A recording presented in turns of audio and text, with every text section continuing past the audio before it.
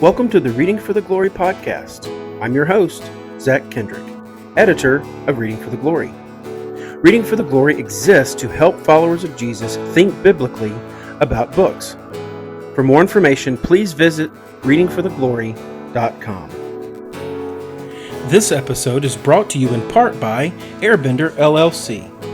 For our listeners in the Birmingham, Alabama metro area, Airbender is the HVAC company to call for quality and reliable residential heating and cooling services. Airbender is a BBB accredited company that offers the complete suite of HVAC repair and installation services. To request your free estimate, call 205-603-9306 or click the link in today's show notes. Airbender LLC, keeping you comfortable in all seasons. Today on the podcast, we are excited to launch into our Authors You Should Know series. It's a series that we have ongoing over at readingfortheglory.com, and it's going to feature authors that we think that would be beneficial for you to know about and to read. We think it'd be helpful in your Christian walk, and even just to better your knowledge of literature and other types of writings. Not all of these authors are going to be theologians or pastors. Some of them will be, but the author that we have today that we're going to feature on this episode is not, even though he is a Christian, he doesn't write explicitly Christian literature, Christian writings, but that theme does kind of come out in his books. I think that this writer easily ranks in the top 10 of the most important American writers, along with the likes of William Faulkner, Edgar Allan Poe, Emily Dickinson, and even T.S. Eliot. All of this author's writings stem around farming and rural life, and that's actually what he is first and foremost, is a farmer. Beyond being a novelist and a poet, an activist, and a cultural critic, he's a farmer. And this author is Wendell Berry, and he is still, as of this recording, he is still actively farming at the age of 89, and I believe he'll turn 90 sometime this year in 2024. And he was born in rural Kentucky in 1934 into a fifth-generation farming family. Most of his writings do stem around and revolve around rural life in Kentucky. He's probably most famous for his novel series. They really aren't in succession in any sense like some novels are, but they do kind of track from the late 1800s up to the present day through the life of rural Kentucky. He is set in a fictional town called Port William, Kentucky, and he kind of walks his readers through life from the Industrial Revolution all the way up to the modern present day through the lens of the rural life in Kentucky, and how those changes serve as kind of like a microcosm of the changes that have occurred nationwide, and how that has affected rural life, and how that also has affected the nation as a whole. But in addition to his novels, Berry is also known for his poetry and his essays. Many of his poems and essays serve as cultural critiques about agriculture and climate change, workers' rights, politics, and even racism, among other topics. Berry, he really can be an enigma. He kind of just stays on his farm in rural Kentucky and writes and farms.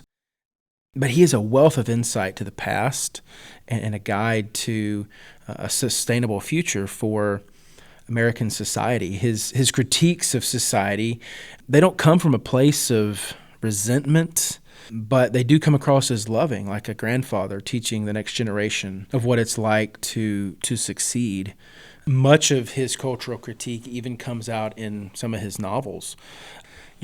Especially as you reread a lot of his novels, you see that more as that comes out. You may have missed it the first time, but I know for me, I am rereading a book of his titled Jayber Crow that tracks with the main character, Jonah Crow. He goes by Jayber, the town people of Port William kind of give him that southern slang nickname, Jaber. But it tracks his life from a young boy all the way up to his death, and he's born in that region of Kentucky, and he becomes an orphan at a young age, and even his great aunt and uncle pass away when he's younger, so he ends up having to go to a Christian boarding school type situation, and then he graduates, and he kind of feels like he wants to go into Christian ministry, pastoral ministry, but he decides that that's not for him, and so he ends up coming back to Port William after kind of wandering around through Louisville and Lexington and trying to find his way in life. He comes back home to Port William, and he becomes the town barber. And his story is told from that perspective. And sitting in that barber chair, he tells the story of Port William through that lens. And so many themes from that book thread through calling and our place in life, and even he kind of tracks coming from a more horsepower, like real horses, not just what we call horsepower in cars and machines, but using mules and horses to plow the land, to tractors plowing the land. And so those themes come out too, and how the changes of the culture and changes in society, changes in the town, how that all affects life. I think we may do a book discussion episode on Jaber Crow. There's just so much that comes out in that book. We may do that later on in this season. Look forward to that. But yeah, Wendell Berry, he's so deep and so rich in what he talks about, not only in his novels, but also in his poems.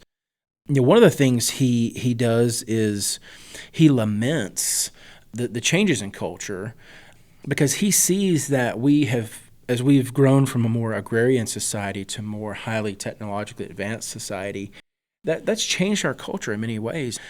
We really haven't thought about how it has changed our culture. Some of those themes that come through are how we really don't know our neighbors as much as we used to. We don't need our neighbors as much as we used to, or at least we don't think we need them as much as we used to. We don't necessarily go and borrow a pound of sugar or help them pick their crops for the year if they are getting behind. We live more isolated, individual, nuclear family lives rather than extended family and societal lives in our communities. And that comes through in his books as well. And because we have services in our society now, like Amazon, which I'm grateful for Amazon, and Shipt and Kroger delivery, and all those industries, and those are good. And I don't think Wendell Berry laments those and says those are just bad and they shouldn't be in society, but they change societies in ways that maybe we don't know and aren't fully thinking through. And we need to, if we're going to have those things in society, we need to figure out ways to be better neighbors so that we can make sure that we're checking up on each other and living those lives that benefit others, not just ourselves. I think one of the things that's most interesting about Wendell Berry is that he does all of his writing the old-fashioned way, using pen or pencil and paper. There's some other authors that I know who have done that throughout history, at least that I'm aware of, would be C.S. Lewis and also American historian Shelby Foote. They both use pen, inkwell pen, and paper. They both thought that you having to dip your pen and bring it back to the paper helped them think through that, what they were trying to write. And I think maybe Wendell Berry thinks the same kind of tracks with that as well. I know that American historian David McCullough, the late David McCullough, he used a typewriter and paper because he felt like it helped him think through what he was typing. He had to consciously type the buttons, and it wasn't just a fast key, electronically stored product. He could see it right there, physically, tangibly, take the paper out and make his corrections and put it back in and keep typing. And, Berry, he writes about this in one of his essays from 1987 called Why I Am Not Going to Buy a Computer. And I think even though that essay is still a little bit older, I think he still doesn't own a computer and probably never will. And it serves him well. Maybe we could learn a little bit from that. I'm not saying we go back to pen and paper. I'm thankful for technology, but I know that we could all use a little bit of slowing down sometimes, and I think that's why he does that. Readers of Barry's works will sense a deep longing that underlies much of his writings. I mentioned that just a few minutes ago, but much of what Barry laments about society, thinking about it biblically and from a Christian perspective, I think what he laments about society is truly answered in the gospel. A person can live a slower pace of life. They can even live on a farm or in rural society and be less dependent on technology, maybe even grow their own garden and not have to go to the store as much, and maybe not have to drive as far because they're more self-sufficient on their land or whatever. But yet they can do all that, but they may still not be fully satisfied with their life, because real satisfaction in life comes only from Jesus, from knowing him as our Savior and Lord. And that comes through the gospel, the good news of his death on the cross and his resurrection from the dead that brings us back into fellowship with God. It's only through the gospel that we find real community, both with our Savior, who we are reconciled with post-garden, post-fall. Jesus reconciles us to God the Father, but he also reconciles us to each other. And we find a new community in our local church. Now, I know all local churches are not perfect, especially on this side of heaven. But as followers of Christ, that is the community to which God has called us to find our meaning and our help, help each other in that Christian community. And I think it extends beyond the church. We can help our neighbors, our physical next door neighbors and people in our community. We're called to go to our community as the church. But I think real community starts with the local church and the civic nature of the church that he kind of longs for in a lot of his books. It's not answered in everybody moving back to a small town and sharing a pound of sugar. It's doing life together as followers of Christ. And how does that look in 2024? It'll look different than it did in 1924, but we're still called to love each other and serve one another and meet one another's needs. And we do that in the gospel. Imperfectly, but we do that in the gospel. Our local communities can meet a finite number of our needs, through government programs and other charities.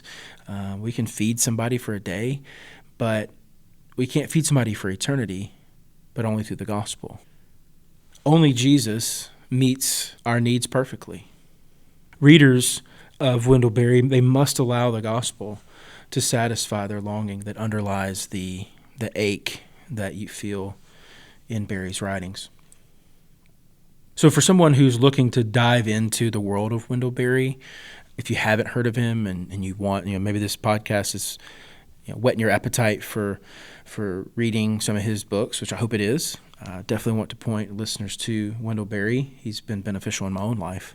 And specifically as I think about calling, J. Burr Crow has been a big encouragement to me as I think through that and knowing that I can serve the Lord in any capacity. It doesn't have to be just in pastoral ministry, but in any capacity where he calls and has me, I can serve him for the good of the community and for the sake of the gospel. And I think a good place to start with being introduced to Wendell Berry is his novels. They too serve as a form of cultural critique, as I mentioned earlier, but in a more subtle way. So if you're not a essay reader or poetry reader or a nonfiction reader and you want to dive into a fictional world, I think his novels are a good place to start. He pulls the reader into the story of Port William, and you feel like you're there, walking the streets along with the characters, and you feel like you know these people like your own family. And you come to know them as fictitious neighbors. And I think he does an excellent job with that. As I mentioned, J. Burr Crow is my favorite. That's where I would encourage anybody to start. That's where I started, and it's a good one. It's a classic. But I also think he has some others, Hannah Coulter, Andy Catlett. Those are characters in Port William that the story of Port William is told through their lens, their eyes, their point of view. So yeah, those are a couple more of his writings. He also has a new edition of the Port William series. It's short stories, but it's called How It Went, and it came out last, I think it was in November of 2022. And it's just more short stories from the Port William town, and it talks about life in Port William all the way up until 2022. Other books that someone might want to read, The Unsettling of America. I think that's a cultural critique essay volume. He has a book titled The Hidden Wound that kind of dives into the issue of race and racial reconciliation in our culture. And he even has a new one that just came out in 2022 called The Need to Be Whole that kind of extends the work that he did in The Hidden Wound and brings it into 2022, kind of post-2020 America. And so The Hidden Wound or the Need to Be Whole. A Place and Time is also another one. That's another short story book about Port William. He has a collection of poems called The New Collected Poems, and even a collection of essays called The World Ending Fire, The Essential Wendell Berry. He has another collection of essays called The Art of Loading Brush. So yeah, I really hope our readers of readingfortheglory.com and also our listeners here of the podcast are encouraged to get into the world of Wendell Berry and to think through what he has to say, because a lot of what he does have to say is very important for our culture. But as followers of Christ, we want to think biblically about that. And I think he does as well, but he doesn't tease that out for the reader in a hand it to you on a silver platter way. You've got to kind of look for it. You got to find it in there.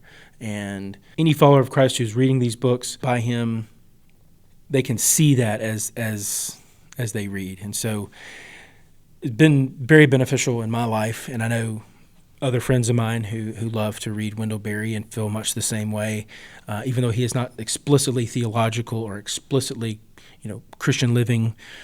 He does encourage the soul. He does encourage someone in their Christian walk. So I'd encourage you to check out Wendell Berry and think biblically about his writings and what it means to be a citizen in not only this country, but to be a follower of Christ in the world for the sake of the gospel.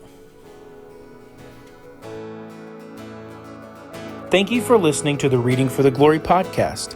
If you enjoyed today's content, we would like to invite you to consider becoming one of our ministry partners.